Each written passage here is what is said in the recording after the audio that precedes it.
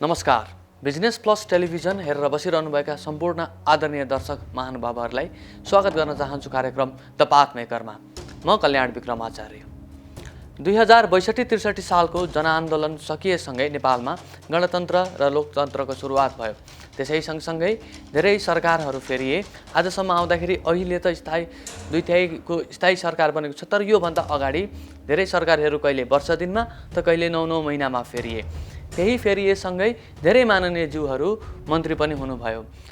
आम नेपाली जनताले आज केही मन्त्रीका नाम बिर्सी पनि सक्नुभयो, तर आज हामी बीच एउटा यस्ता व्यक्तित्व हुनुहुन्छ जो 73 सालमा ऊर्जा मन्त्री भएर आउँदाखेरि तत्कालीन अवस्थामा विद्यमान रहेको लोड सेडिङको समस्यालाई सदाको लागि अन्त्य गरिदिनु भयो र त्यही कारणले गर्दाखेरि उहाँ आज हामी सबैको प्रिय नेता भनेर चिन्नुहुन्छ।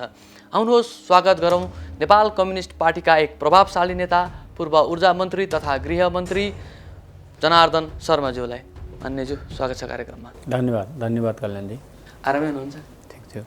अब कुराकानीको सुरुवात कहाँबाट गरौँ भन्दाखेरि 2073 सालतिर हजुर ऊर्जा मन्त्री हुने बेलामा तत्कालीन अवस्थामा लोड सेडिङ निकै नै ठुलो प्रब्लम भएर आएको थियो नेपाली सोसाइटीमा। तपाईँले मन्त्री हुने बित्तिकै म लोड सेडिङ अन्त्य गरिदिन्छु भन्नुभयो, तर कतिले पत्याएनन्। भनौँ पहिलाका त विद्युत प्राधिकरणको एमडीले त यो सम्भव छैन नै भन्नुभयो। सायद कसरी सम्भव भयो पछाडि सब चिजहरू? अवस्था नाजुक थियो विद्युत आपूर्तिको। मैले एउटा संयोगवश मैले ऊर्जा मन्त्री हुन मौका पाएँ। म विद्युतको एउटा ग्राहक भएको नाताले लोड सेडिङको पीडा मलाई पनि थियो र त्यो पीडा आम जनतालाई थियो। मैले त्यस्तो ठाउँमा जानु एउटा चुनौतीको रूपमा लिएको थिएँ र गएको एक हप्तामा मैले सार्वजनिक गरेँ कि म लोड सेडिङबाट अन्त गर्छु भनेर। त्यसमा आफ्ना धारणाहरू थिए, प्रश्नहरू उठे, त्यो आफ्नो ठाउँमा थियो र मैले कहाँ समस्या छ भन्ने कुराको अध्ययन गरेँ। समस्याको जरो मैले पत्ता लगाएँ। व्यवस्थापकीय सङ्कट थियो।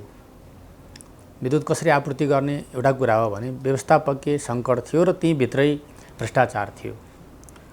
दुईवटा कुरालाई समाधान गरेँ मैले। एउटा व्यवस्थापकीय सङ्कटलाई समाधान गरेँ, अर्को भ्रष्टाचारलाई नियन्त्रण गर्ने एउटा नीति लिएँ। यो दुईवटा कारणले त्यस नीतिभित्र सिङ्गो ऊर्जा मन्त्रालयलाई, प्राधिकरणलाई मैले त्यो बाटोमा हिँडाएँ। सबैलाई त्यो बाटोमा हिँडाएको कारणले त्यो सफलता प्राप्त भएको। हजुरले त तत्कालीन अहिले निवर्तमान भइसक्नुभयो कुलमाल घिसिङज्यूलाई नियुक्ति पनि दिनुभयो दुईवटा शर्तमा। के थिए ती दुईवटा शर्त? दुईवटा शर्त तिनै थिए। एउटा व्यवस्थापकीय कामलाई सुदृढ गर्ने, राम्रो बनाउने, लोड सेडिङको अन्त गर्ने। अर्को त्यहीसँग जोडिएको कुरा थियो, त्यहाँभित्रका अनियमितताहरू, भ्रष्टाचारलाई नियन्त्रण गर्ने।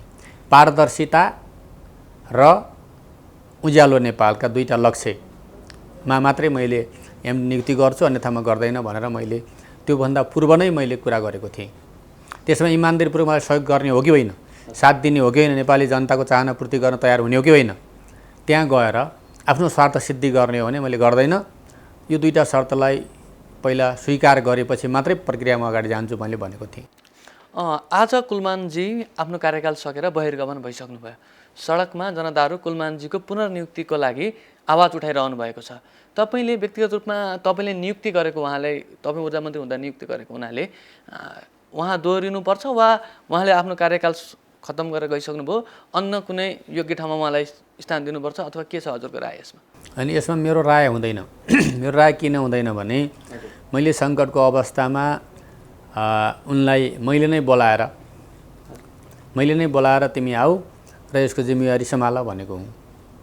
तर शर्त यो छ मेरो भनेर मैले भनेको थिएँ। यो शर्तलाई मान्ने हो भने मैले नियुक्ति दिने प्रक्रियामा अगाडि बढाउँछु भनेर मैले कुरा गरेरै गरेको हुँ। त्यस कारणले मैले अहिले फेरि मेरो छुट्टै धारणा हुँदैन।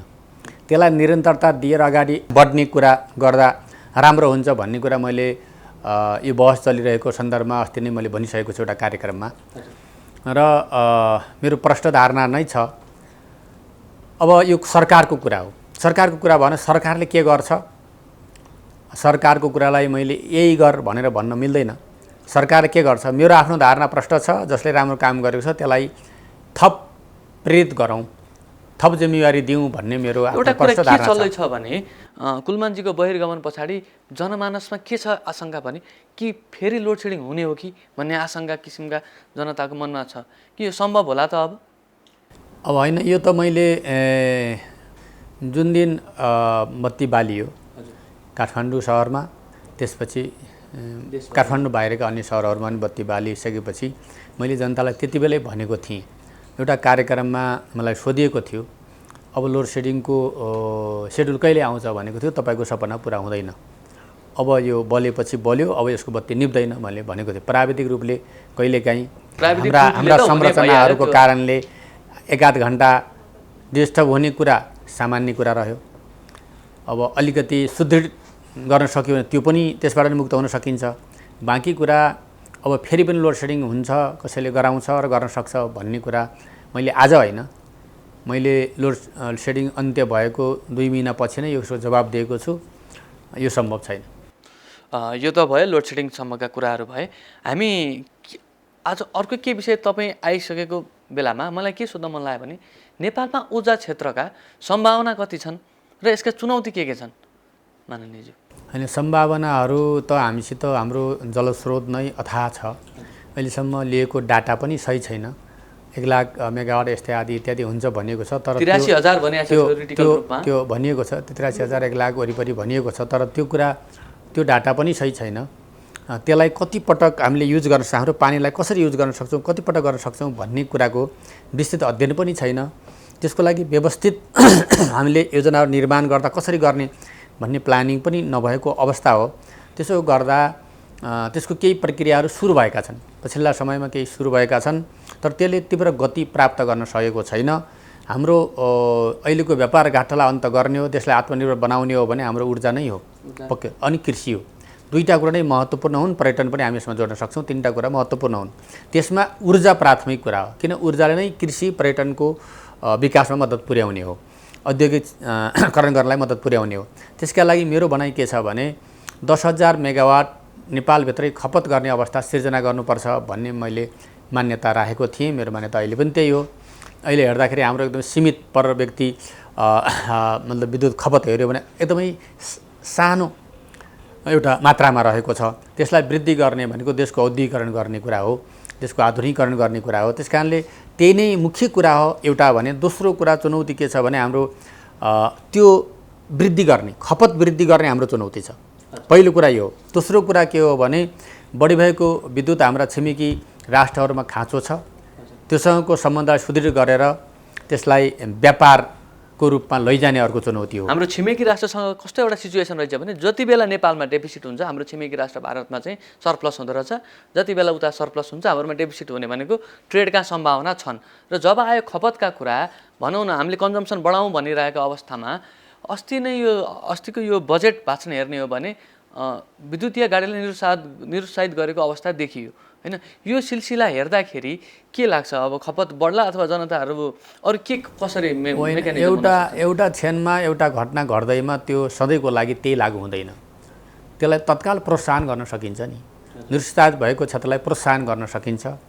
अहिले अब ग्रामीण क्षेत्रमा अझै दाउरा बाल्ने अवस्था छ, हामीले ग्यास आयात गरेर हाम्रा चुल्हाहरू बालिरहेका छौँ।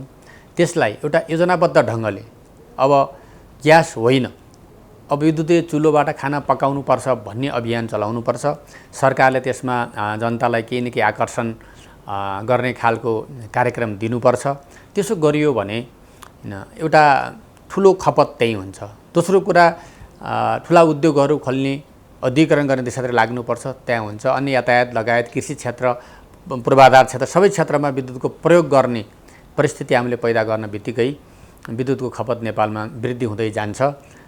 त्यसो भएर अब सम्भावना राम्रो छ। अब जवाबदेही, गृह प्रशासन, शान्ति सुरक्षा र सुशासन भन्ने मूल मन्त्र बोकेर हजुर गृहमन्त्री पनि हुनुभयो। गृहमन्त्री हुँदाखेरि के कस्ता कार्य भयो हजुरबाट? होइन, गृहमन्त्री म अत्यन्त छोटो समय भएँ। त्यति बेला स्थानीय निर्वाचनको मधेसको पार्ट बाँकी थियो, त्यसलाई मैले शान्तिपूर्ण रूपमा निर्वाचन गराएँ। मधेसमा कतिपय ठाउँ भोट हाल्न नपाउने, कब्जा हुने अवस्था हुन्थ्यो र त्यो बेलामा कसैले कब्जा गर्न सकेन। स्वतन्त्रपूर्वक सबैले मत हाल्न थाल्ने वातावरण मैले बनाएँ। प्रहरीको बढुवा सरुवामा पैसा खाने, घुस खाने, पैसा उठाउने प्रचलनहरू यदाकदा सुनिँदै आएका छन्, सुनेको थिएँ। त्यो कुराको म हुँदासम्म त्यो कुरा मैले हुन दिइनँ र प्रहरीहरूलाई सिपाहीहरूलाई प्रमोट गर्ने कुरा बाँकी थियो।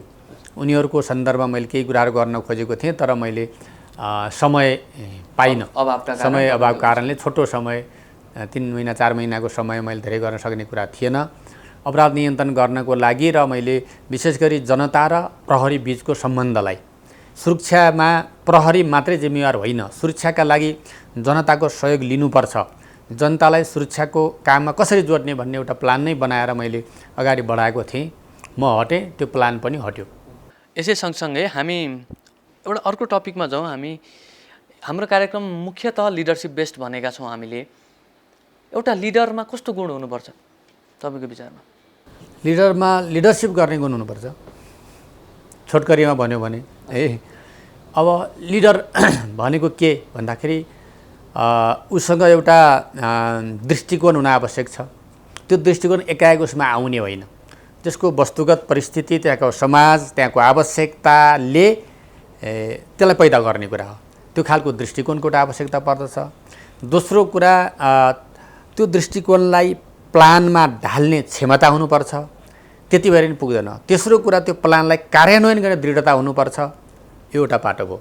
अर्को पाटो लिडरसिप भनेको तपाईँले पोलिटिकल सेक्टरमा भन्नुभएको छ भने टेलिभिजन सेक्टरमा लिडरसिप कस्तो चाहियो भन्दाखेरि सम्पादन राम्रो गर्न सक्ने चाहियो, होइन, राम्रो सबै व्यवस्थापन गर्न सक्ने चाहियो।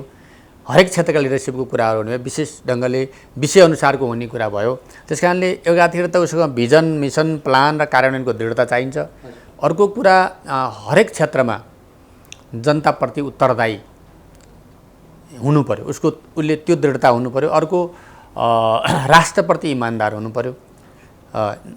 उसले कमसेकम न्यूनतम आफ्नो नैतिकतामा बस्ने र त्यो नैतिकता कायम गर्न सक्ने हुनु पर्यो। यिनै हुन् कुरा लिडरसिप भनेको। लिडरसिप पनि कस्तो हुन्छ भने जनता जस्तो छ त्यस्तै लिडरसिप हुन्छ। जनताबाट पैदा हुने हो, त्यो आकाशबाट आउने होइन। त्यस कारणले यिनै कुराहरू भयो भने लिडरसिपले जनताबाट सिक्दै अगाडि बढ्यो भने, जनताप्रति उत्तरदायी भयो भने उसले आफ्नो विकास गर्दै जाने हो। यो बनी बनाऊ कुरा पनि होइन। रुकुममा जन्मिनु भयो, त्यस पछाडि राजनैतिक करियर हुँदै अहिले काठमाडौँमा भनौँ रुकुमको प्रतिनिधि भएर आउनुभएको छ। ती सङ्घर्ष, तपाईँको जीवनमा सङ्घर्ष धेरै भए, सङ्घर्ष बिना मान्छे सफल हुँदैन भनिन्छ पनि। कस्ता थिए ती सङ्घर्षका दिनहरू? समाज नै सङ्घर्षको एउटा भुमरी हो, सङ्घर्षको एउटा केन्द्र हो। ती सङ्घर्षहरू नकारात्मक सकारात्मक दुईटै प्रकारका हुन्छन्। सङ्घर्ष विरोधी शक्तिहरूको बिचमा हुने हो। शक्ति भन्नाले कोही पार्टी नभनौँ, विरोधी शक्ति को बिचमा हुने हो। नेगेटिभ र पोजिटिभको बिचमा हुने हो। ऋणात्मक र धनात्मकताको बिचमा हुने हो। त्यस कारण त्यो सङ्घर्षबाट, त्यो सङ्घर्षलाई सही समायोजन गर्यो भने विद्युत बल्छ। त्यहाँ ऋणात्मक र धनात्मक सर्किटहरू हुन्छ, त्यसलाई जोड्दा बत्ती बल्छ। जोड्न नसक्दा सङ्घर्ष मात्रै हुँदा त्यो ध्वंस भएर जान्छ, होइन, त्यो के अरे त्यसले अर्को आगलागीको अवस्था सिर्जना गर्छ। त्यस कारणले सङ्घर्ष समाजको अनिवार्य एउटा तत्त्व हो। समाजमा सङ्घर्ष चलिरहेको हुन्छ, त्यसलाई विभिन्न रूपमा हामी भन्न सक्छौँ। हाम्रो समाजको अहिलेको सङ्घर्ष भनेको जनताको स्वतन्त्रता, जनताको आत्मनिर्भरता, जनताको सुरक्षा, राष्ट्रको आत्मनिर्भरता, राष्ट्रियताको संरक्षण गर्ने र नगर्ने बिचको सङ्घर्ष नै अहिलेको मुख्य सङ्घर्ष हो। जनताको बिचको सङ्घर्ष भन्यो भने, नेपालको अहिलेको समाजको सङ्घर्ष भन्यो त्यही हो। त्योभित्र यो पनि हुन्छ कमाउने र नकमाउने बिचको सङ्घर्ष, कमाउने पनि भ्रष्टाचार गर्ने र नगर्ने बिचको सङ्घर्ष, होइन, नैतिकवान हुने र नहुने बिचका सङ्घर्ष। सेक्टरमा जाँदा विविध सङ्घर्षहरू होलान्, तर मुख्य कुरा समाजको अनिवार्य तत्त्व भएको हुनाले समाजमा जन्मिने हरेक व्यक्तिले त्यो सङ्घर्षको भुमरीमा हेलिनुपर्छ। त्यो भेलमा ऊ हेलिनुपर्छ। तपाईँ कहाँ जन्मिनुभयो, कस्तो समाजमा जन्मिनुभयो, कस्तो सङ्घर्ष तपाईँको बेलामा थियो, त्यसले नै मान्छेलाई एउटा दिशानिर्देश गर्ने हो। तपाईँलाई आज भनौँ न, जनार्दन शर्मालाई राजनीतिमा लाग्न के कुराले प्रेरित गरे जस्तो लाग्छ र त्यो कुराहरू, तपाईँले जे कुराले प्रेरित गरे ती चिजहरू आज हेर्दाखेरि तपाईँले जे मोटो लिएर राजनीतिमा लाग्नु थियो। आज त्यो कुराहरू हेर्दाखेरि तपाईँ कतिको सफल हुनुभयो अथवा के लाग्छ तपाईँले आफूलाई मूल्याङ्कन गर्दा? होइन, अब आफैले आफैलाई मूल्याङ्कन गर्ने कुरा त्यो मनोगत हुन्छ। होला मेरो मूल्याङ्कन त्यो मनोगत हुन्छ। मैले गरेको कामको मूल्याङ्कन मलाई यो ठाउँमा पुर्याउने जनताले गर्ने कुरा। त्यो त जनताले गरिसक्नुभयो, तपाईँले जनताले मूल्याङ्कन गर्यो, जे गर्यो त्यही सही हुन्छ, मैले गरेको मनोगत हुन्छ, एउटा कुरा। दोस्रो कुरा के हो भने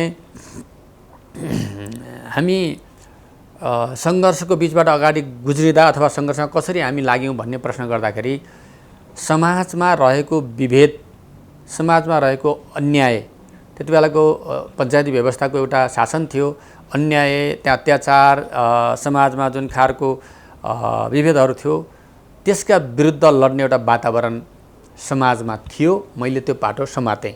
अर्को पाटो पनि हुन्थ्यो, त्यही गर्ने पाटोतिर पनि लाग्न सकिन्थ्यो, तर मैले त्यो पाटो समातेँ। त्यसको कारण के थियो भने मेरो परिवार अथवा मेरो बुवा मेरो जिल्लाको कम्युनिस्ट पार्टीको संस्थापक नै हुनुहुन्थ्यो।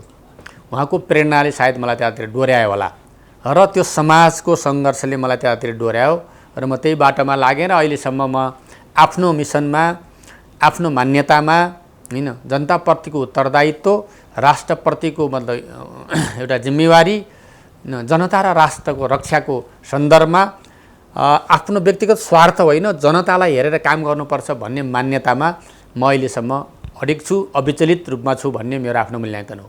अर्को एउटा कुरा तपाईँलाई सोध्न चाहेँ, यो अब सक्रिय राजनीतिमा युवाहरू आउनुपर्छ पर्दैन, अथवा युवाहरू आउनु चाहनुहुन्छ भने उहाँहरूलाई के सजेसन दिनुहुन्छ?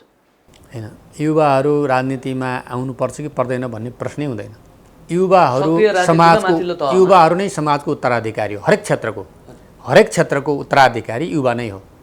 हरेक क्षेत्रमा युवाहरूको अहिलेको विज्ञान, प्रविधि, समाज, अर्थतन्त्र, होइन, लगायतले नयाँ नयाँ चेतना विकास गर्दै आएको छ।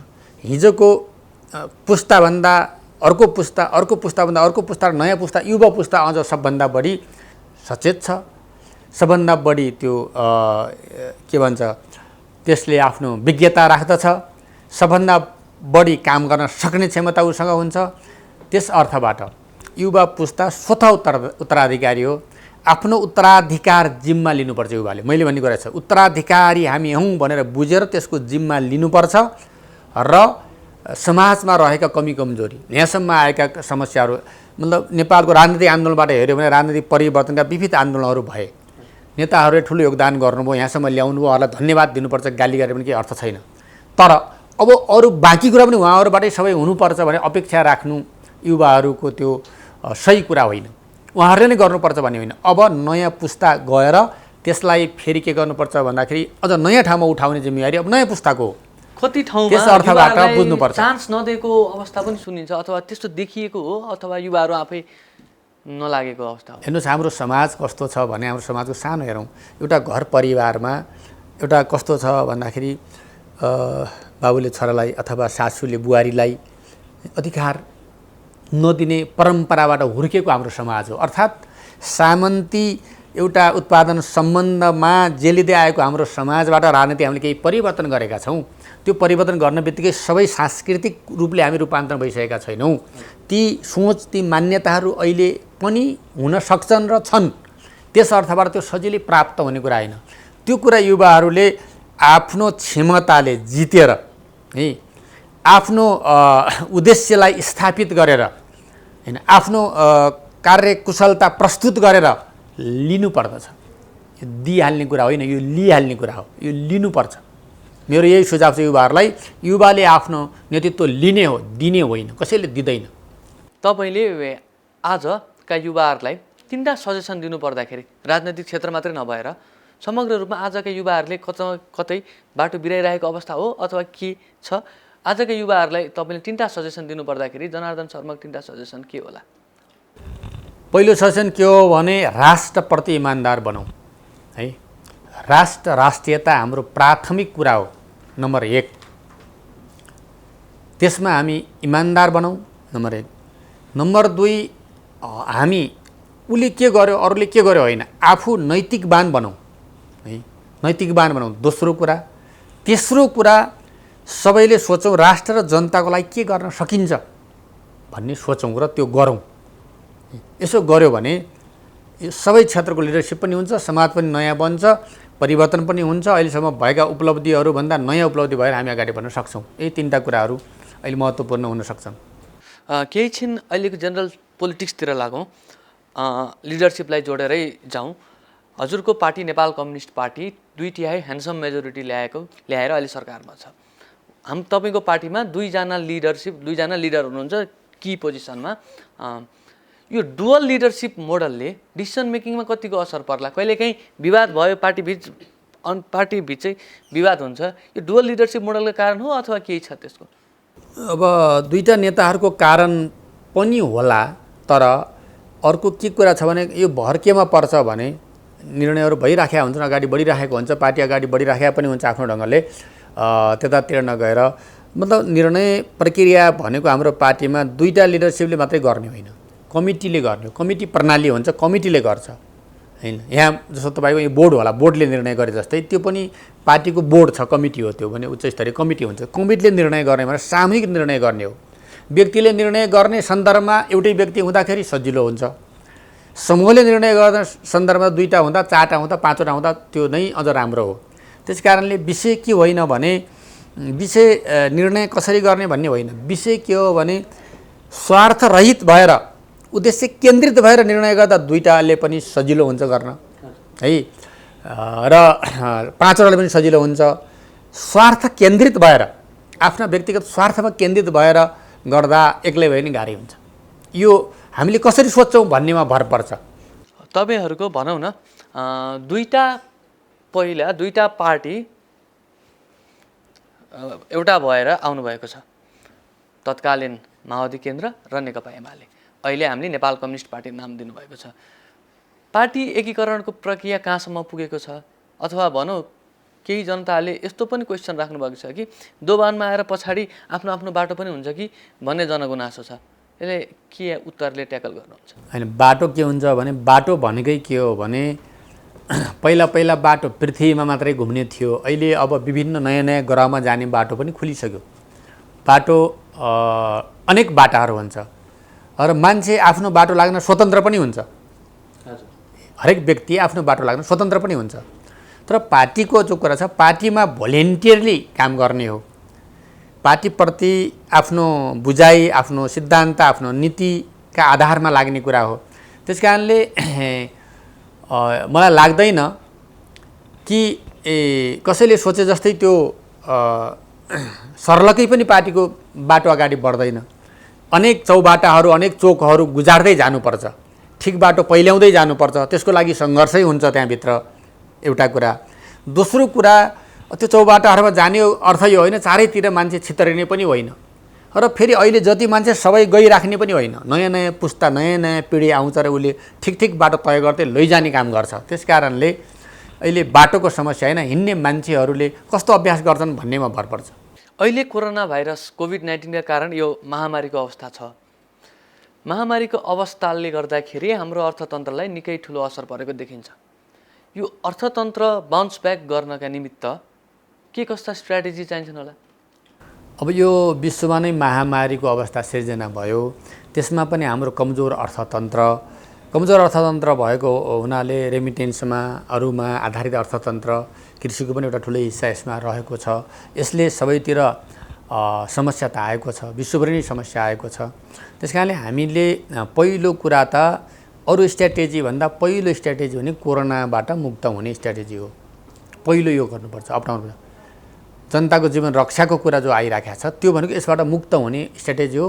अब विश्व त्यो दिशातिर गइसक्यो हैन, विश्व त्यो दिशातिर गइसकेको हुनाले विश्वमा विकसित भएको प्रविधिहरूको प्रयोग गरेर, भ्याक्सिनहरूको प्रयोग गरेर हामीले मुक्त गर्नुपर्छ। सरकारको ध्यान पहिलो यहाँ जानुपर्छ। अब विकसित भएका भ्याक्सिनहरू ल्याएर नेपाली जनताले लाउन पाउने वातावरण सरकारले बनाउनुपर्छ। सुरु यहाँबाट गर्ने हो पहिलो।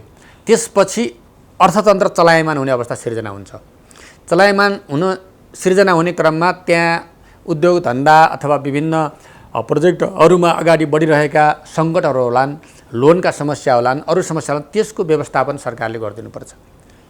फेरि नयाँ सिराबाट कसरी तिनलाई उठाउन सकिन्छ, जगाउन सकिन्छ भनेर त्यहाँ मद्दत गर्ने नीति लिनुपर्छ।